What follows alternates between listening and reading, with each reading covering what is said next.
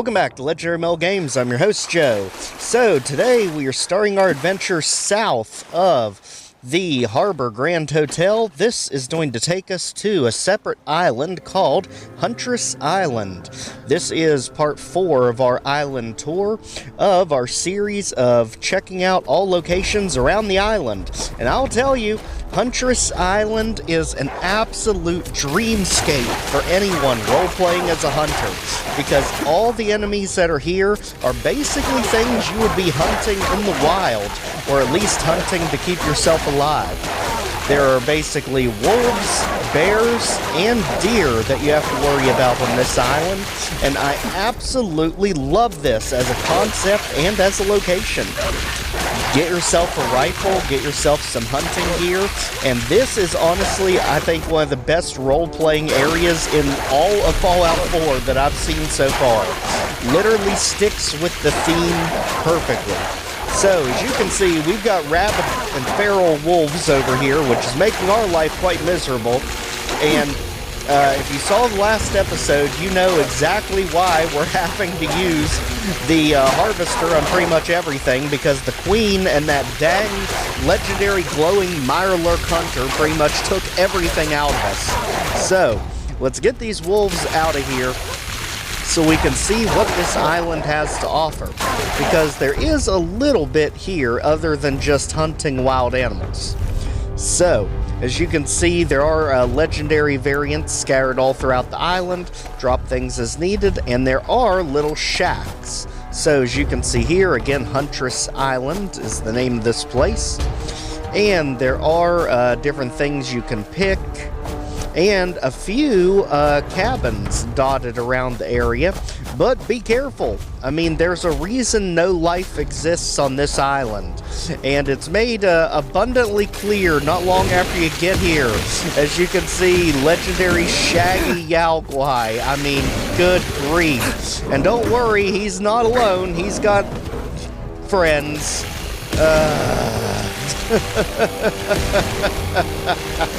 You quickly realize on this island just how dangerous the animals can be, especially once they get such a high level. And don't worry, we're only stun locking one of these things just to show you how insanely beefy the Yao-Guai are on this game. The other ones I'll literally have to fast forward the footage for, because it just takes so dang long, as you can see here. And the problem is, they can easily counterattack you. And this one apparently is backing himself up the wall, which is somehow even funnier. But the safest place to be if you're trying to stun lock these things is literally right at their side. If you get in front of them, they whack you. If you get behind them, they immediately turn around and whack you. Just be at their side. And the headshots definitely help, because just like that, the shaggy Yao-Guai is out of here. So, they have very, very good meat to use, especially if you're on survival mode. This is pretty much the main magnum opus location for you to go to if you're on survival mode, because it has everything. It's got berries, it's got things growing all throughout the island. Like I said, you've got deer, you've got bear, you've got wolves here, so plenty of meat you can get to cook, so you have an endless supply of food. And as you see there, I'm literally speeding up the footage because things take absolutely forever to get rid of. So let's hunt down that legendary, because we know he's here somewhere. There he is. And same thing with him. The only difference here is, as you can see, that counterattack, we're going to back him literally all the way up a cliff. So that way he gets to do a somersault, and we are done here getting the Junkie's rolling pin. Oh, the joy of just running around beating things with a rolling pin. I literally haven't seen or even thought of that since Fallout New Vegas. For those who remember the Granny's Easter egg. And here we go. This is what I was talking about with the deer. You've got them too. So these are not the deer that run away from you. These are the deer that literally gore you out of existence. So get the devolved ragstag out of here, and think we are good so far. So we make our way across Huntress Island to our main location of the day. Now, the main feature last time was Haddock Cove, and this time we are going to go to a separate island that technically doesn't have a name unless you read the lore, and that is going to be Cranberry Island. So that is right beside Huntress Island here. As you can see, just go west, and there are 3 different locations marked on the map for Cranberry Island. Even though there are things you can read and maps you can get, none of them are considered collectibles. At least according to the Fallout 4 interactive map. So I'm going to believe them, even though I probably shouldn't. As you can see here, we get a very rude awakening with Mirelurk King, Mirelurk. We've got Razor Claw over there that hasn't popped out yet. Oh, there he is. Quite a meeting. I mean, my gosh, the second we get here, this is Cranberry Island Supply Shed. This is what our entire adventure is going to be centered around. We'll let the story kind of unfold naturally as we go about it, but this has to do with a very tragic story of the Gibbons family. They are the family that inhabited the island. If you remember, we had the haze last time at Hobbs Cove, and now we are going to have the Gibbons family here on Cranberry Island. So Supply Shed is where literally every supply you could ever need for your buildings and settlements is located. The thing is, we need the key, and the key is hidden in an underground bunker. So to get that bunker unlocked, we need to restart 3 different generators hidden throughout the island. There is a map that's going to loosely showcase where the generators are as we speed up the Mirelurk kill there. And you have to get them in the correct order. I mean, there's only 3 of them. They are numbered clearly on the generators themselves. So, to start this whole thing, let's go ahead and head north of the supply shed. Slightly west, and you can see it here on the marker. It actually looks like a settlement, but this is the main area, the Cranberry Island Bog. Now, this is where they harvested and grew cranberries for the island. As you can see, we've got a lot of empty supplies where they used to do business here. Heck, they still got the Vim sitting there. It's almost like the Gibbons family just magically vanished, because when you get to this location, it feels eerie. Like it's just, like you're literally stuck in a liminal space. And that's one thing that makes this area so charming for me, because it just feels like someone should be here. You even have the equipment there. I mean, the Gulper's not exactly who we are looking for. Let's do a 1-2 combo, Longfellow. And just like that, Gulper, yeah, do that. So, now that the Gulper's taken a nosedive, let's go ahead and explore this dystopian location. Like I say, when you are here, it just gives you a feeling of dread. And I absolutely love that they were able to capture that in the location, because everything feels lived in. I mean, literally the machine is here ready to harvest the cranberries. I mean, everything about this just feels like it should be running, and there should be people here to talk to. The fact that there's not, and you've got the eerie fog around here, just makes this place feel eerie, and I love it. So, Cranberry Bog, this is going to be the central location that we are going to go through as we go ahead and head a little bit north of here. Like I said, there are 3 locations on this island, and you can see here where the island is down the south part of the map. We found one, it's the supply shed. The second one, which is the main one, is the bog, aka where all the water is and the machine. And the third one is going to be the docks, which is just north of here. Now, be careful because the docks are heavily defended by wolves. You're going to get a very unwelcome greeting the second you get anywhere near them. And they are literally within eyesight of the bog. They're literally right here, just north of it. So be careful. The second you get there, we're just going to get ambushed. So weapons at the ready, as you can see. There's our welcome crew, and you can get it too. Wolf out. All of you. I don't care how many of you try to jump us this time. We started the level this way. We're going to finish it this way. And literally, old Longfellow is just ready to whack a wolf at this point. So we'll let him get to that as we continue to explore the docks. Now, this is what's going to kickstart the entire scavenger hunt for this island. We just have to find the generator. As you can see, there's actually a trapper that was run up on the roof. So apparently, he got the wolf special too and just decided to hang out up there. But as you can see, there's actually a connecting island over here. And what I love about the Far Harbor DLC and all these islands, as you can see the anchor that went nowhere, is even the unmarked islands that don't have locations on them always have something interesting on them. So literally don't let any of the islands in this DLC pass you up. Even if it doesn't have a location that you can fast travel to, it's going to have something. And that's what I absolutely love about this DLC. There is no wasted space. Everything in this DLC has something to look at, something to explore. So in this case, we are literally looking at the island that is right beside Cranberry Island. As you can see here, we do have our own settlement here. I'm telling you, always look around. Don't assume anything is empty just because it doesn't have a location. Because as you can see here, we even have an expert lock safe. Go ahead, get that done, get our ammo and all the goodies that come with it. And get ready because we have one heck of a challenge here. There's a reason this building is destroyed, empty, abandoned, and no life anywhere in sight. And that's because we have literally the worst of the worst out here. Oh, give it time. It's literally right there beside us. Don't you see it? It's big.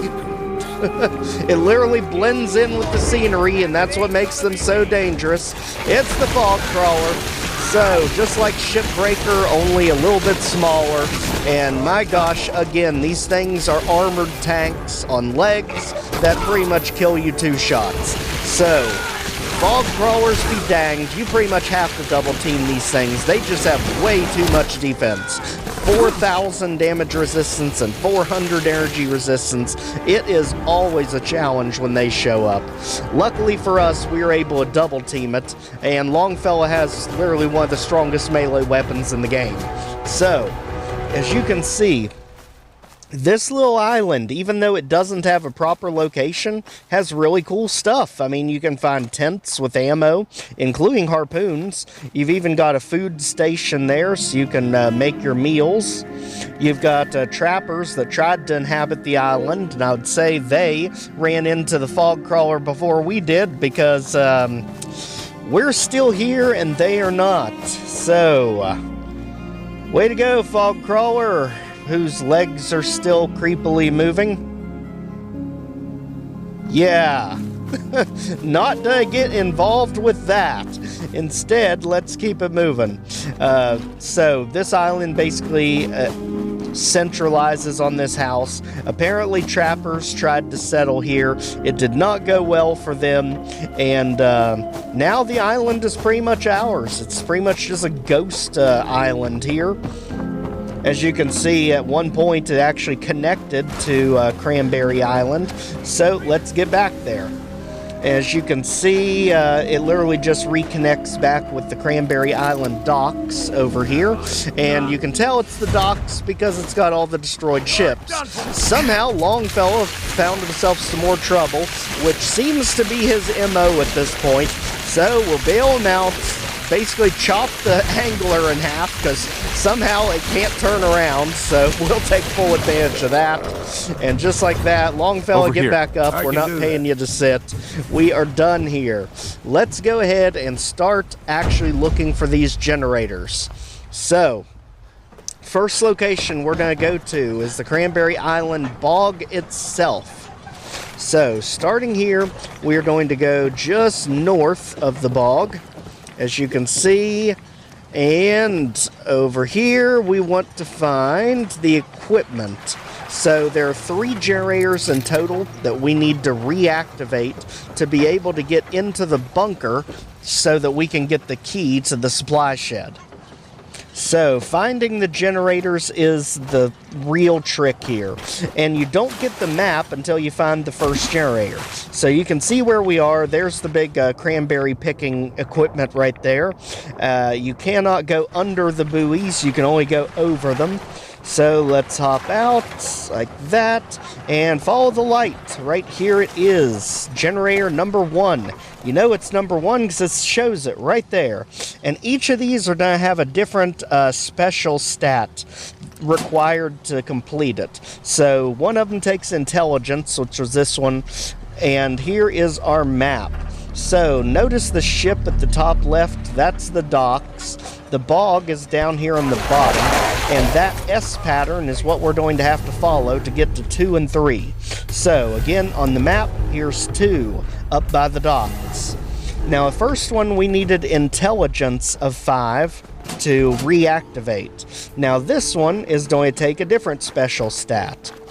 As you can see here, it's kind of on a little dam section of where this thing is, and you have to find where the fault is to the generator. It's going to be up here in this mess of a circuit board. As you see, we need 6 perception for this one. So 5 intelligence for the first one, 6 perception for the next one, and just like that, generator number 2 is active. Let's go on to number 3. This is again bottom left of Cranberry Island, following our map. So the third one is literally right by the ocean, down bottom left corner of the island.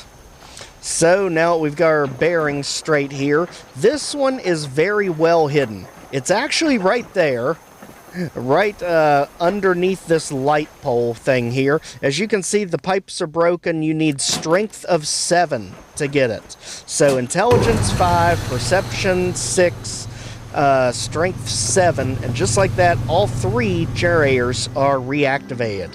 Once that's done, head back to Cranberry Island Bog, back to the main area between the green containers here, and now we can see what happened to the Gibbons family, and I wish it didn't come to this. You know, this explains why everything felt like a liminal space here, like it was lived in, but something just felt off. That's because the family never left. They were literally still here the whole time. And this is one of those situations where I actually feel really bad having to put them down. I honestly wish there was a way to, like, tame them or do something with them, because this is one of those situations I just hate. And I know Fallout's done this a time or 2 before, where they'll tell you someone's tragic story, and then it'll turn out, oh, well, they just got turned into ghouls. Sometimes sentient, like the Vault-Tec representative, and sometimes feral, like these guys. But this one just kind of hit me hard, because they were doing a legitimate business here. They even had plans to move all the supplies from the supply shed into the bunker with them. But as we see, their air raid bunker just could not handle the radiation, and all of them got ghoulified. So, we literally have no choice here. We have to take them out. And I absolutely hate that, because they will not leave you alone long enough to actually get the key. Otherwise, I would just grab the key and run, but daggone it, you don't really have many options, so sorry guys. The game didn't really give us options here. So, Victoria Gibbons, pow! out of here. And believe me, I don't do this because I want to. This is one of those rare cases I actually just don't want to kill the enemies. And I think we still got the glowing one there with Steven. So Steven, Victoria. And we've got the glowing one that's still out there. The one that got the radiation the worst. And everything good. Did the glowing one run away? I mean, I would be happy. No, of course it didn't. Patrick.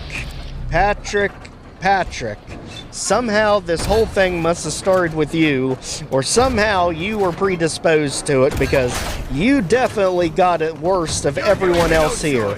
And unfortunately for you, old Longfellow's on your back, so say goodnight, my friend. Just like that, Patrick is done. The Gibbons family is done. I feel terrible, but let's go ahead and get that key. So, into the air raid bunker where they were. As you can see, they actually had plenty of good supplies. But notice the hazmat suits were damaged, so that wasn't going to help them at all. And as you can see, there are a few odds and ends in the lockers here. The important thing, and the whole reason that we're here, is to get the supply shed key. That's going to be down here in the Foot Locker. And there it is, the Cranberry Island supply key. There's also a note for us to read, which is going to tell us what actually happened here. So if we flip over, note, Cranberry Island supply. Notes, right there. Alright, remember to move all the supplies from the shed to the east stock to the storage room here in the bunker. Aside from the generators being in full working order, these supplies are the most important assets. Don't make your brother do it. This is your job. Dang it. And this is Nathan writing it. Dad, P.S. the key's in the Foot Locker near the bunker entrance. Well, now it's actually in the bunker. So, there we go. And probably the most tragic of all this, considering you just wiped them out, Eliza ended up drawing a picture, creepy picture of her family. So, just to rub it in the feels even more, I honestly wish they gave us more options here, but let's be honest, it's getting us ready for Nuka World and all the disappointment we're going to have there with the tragic decisions we have to make. So, as you can see here, we have plenty of everything in the game, even ballistic fiber. This is the largest supply haul in the entire game. Unfortunately, you can only do it once. It does not reset like other cells in the game does. Otherwise, I mean, it would just be too broken. Look at all this rare stuff. And obviously, we'll do that off camera, take it to Sanctuary Hills, and put it to good use. And guess who else is here? Huh? The Institute informant herself. Hey. So what's your story? Looking to trade? Rob me? Or just ask directions to Diamond City? Just looking for love, sweetheart. Boy, have you come to the wrong place. My loving days have long since passed. But I'll tell you what, wise ass. You made an old girl smile, and that ain't easy. You want to do some trading? I'll give you a discount. Let's see what you got. Yeah, keep your shirt on. Now, yes, it actually is in the game that she is one of the Institute informants, so be careful what information you disclose to her. But what I do love about Trash Can Carla is the fact that literally she has shipments of pretty much everything. She is the shipment queen. This is where you want to get most of your building supplies from. Every single time. And of course, anything that you get from her, even if it is a shipment of some type, you always want to just get it, immediately throw it in the workbench, and just like that, your settlement is much more prepared for whatever wacky ideas you have going on. As you can see here, we're just taking full advantage of what tiny bits of money we have left after all of this hunting we've done and not really selling too much. So, as you can see here, we can get plenty of good junk. Can't remember if Old I had Longfellow my bath forgot this to week or bathe, not. apparently. And just like that, we throw it in the workshop and head back to Cranberry Island Bog. Why? Because this time we are heading west. Next episode is going to actually be the finale of our island tour campaign, and it is actually going to give us the strongest weapon in the game. I kid you not. It is going to be our strongest weapon, hands down. Now, are there stronger ones out there? I'm sure you can mod up some ridiculous stuff. But I'll tell you, the weapon we're going to get in next episode is going to absolutely redefine everything. But before we do that, we still have another location here. And that's going to be right here, the Waves Crest Orphanage. And it doesn't look like a lot at first, but it's actually what's around here that makes this area so interesting. This is actually a little community here, and it's mainly unmarked. As you can see, there's a lot of buildings nearby to explore and get into, but be careful because it comes with a pretty nasty jump scare here, and it's literally right there. We just walked past it. Yep, we've got an alpha hermit crab. Literally just blending in with the other vehicles. So, let's go ahead and take out this pop-up king as we have to deal with all of its babies now. Basically, the Mire Lurk Queen, but much more aggressive and can't spit acid at you. But it can throw eggs, so it definitely makes up for it. Let's go ahead and absolutely torch this thing. The hermit crab, they definitely go down quicker than the Mire Lurk Queens do, but daggone can they take a beating. As you can see there, the missiles just almost bounce off of this thing. It boggles me. Here. I mean, we literally have the explosives bobblehead, and the missiles still bounce off this thing. It's ridiculous. Reminds me a bit of Shipbreaker sometimes. But one thing that does work very well is the harpoon gun. Specifically, the Skipper's Last Stand, the one we got from old Longfellow for beating Shipbreaker. And since we've got both of us in the fight, at least at the moment, until he just unloads on Longfellow there, one thing that makes these hermit crabs so tough is the fact that they can cripple you so quick. It is not even funny. And that's basically their entire MO. Cripple you and then just wipe you out with lightning fast, brutal attacks. So, let's get our distance. Again, I always feel bad putting these things down because they're just so well designed. Daggone it. You can stun lock me all you want with your dang earthquake attack, but we are moving on from here. So, Alpha, meet the real Alpha. You can take a hike. And just like that, we have got plenty of hermit crab meat for days. So, another thing I love about taking out the hermit crabs, they give you a ton of items when you beat them. So, as you can see here, this actually is a little community. And the buildings you can go in, each of the buildings have something worthwhile. Usually, it's going to be building or modding items around town. You can also get ourselves Vim's Captain's Blend, which definitely seems to be the fan favorite, and I think the best version that I've seen so far since being on Far Harbor's DLC. Again, all of these locations you can go into, all of them have their own personalities. Like this was a little diner of some type that you could go into. And again, it has Radaway and plenty of items for your settlements. Head back over, and again, this is all centered around the Wave Crest Orphanage. As you can see here, we even have ourselves a little statue or monument for the area, and it makes sense if this area is Wave's Crest, the community, I guess it would be called, then it would make sense that their statue is literally an anchor. As you can see here, we've got missiles, we've got 50 caliber rounds, we've got silver. It is crazy how much good loot is hidden in these busted up homes around the orphanage. So, let's go ahead. As you can see, we are literally on the edge of the island overlooking Cranberry Island. So, we've basically seen the Huntress Island, we've seen Cranberry Island, we've seen the unmarked location that had the fog crawler above Cranberry Island, and we've seen Waves Crest Community.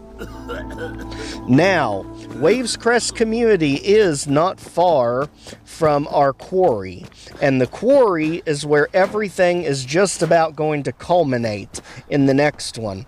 So let's go ahead and finally clear out this orphanage. As you can see here, this is the asset that we had back in Concord, and this area actually is very deceptive because this area is really fun to explore.